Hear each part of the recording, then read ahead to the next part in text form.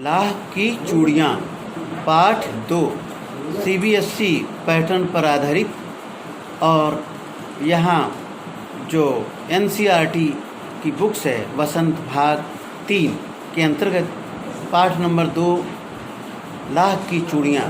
लाह की चूड़ियों में लेखक ने बताया है कि किस तरह से बदलू काका और बदलू काका की बेटी रज्जो और लेखक स्वयं 3 आते हैं। गर्मी के दिनों में लेखक अक्सर अपने ननिहाल चला जाया करता था और वहाँ देखता था कि बदलू काका किस तरह से विभिन्न मुंगेरियों के सहायता से लाख की चूड़ियाँ बनाया करते हैं। लाख होता क्या है?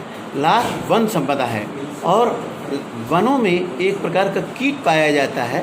वो कीट लाख छोड़ता है और फिर उसे लोग इकट्ठा करते हैं, बाज़ार में आता है और बाज़ार के आने के बाद वो लाख की चूड़ियों बनाने के लिए और पोस्ट ऑफिस में जो हम पत्र भेजते हैं, जो सीक्रेट पत्र होता है, उसको हम उसको लाख से सील करते हैं।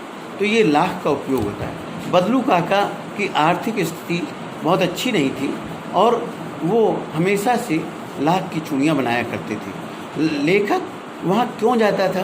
क्योंकि उसे विभिन्न प्रकार की रंग बिरंगी गोलियाँ बदलू काका लाख की बना के देते थे और लाख की चूड़ियाँ में वो बदलू काका वस्तु विनिमय का माध्यम अपनाते थे।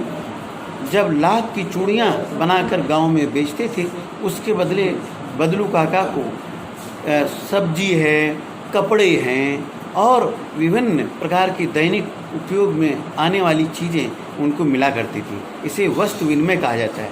एक वस्तु के बदले दूसरी वस्तु मिलना, तो ये बदलू काका का काम था। उनकी जो लड़की थी रज्जो, जब लेखक गया तो देखा कि आम की फसल खूब पैदा हुई। तो बदलू काका ने पूछा कि आम की फसल कैसी हुई? तो बदलू काका को लेखक ने बताया आम की फसल बहुत अच्छी हुई। और लेखक को आवभगत करने के लिए, देखिए देहात क्षेत्र में आत्मीयता है, अतिथो देवो भव की परंपरा आज भी विद्यमान है।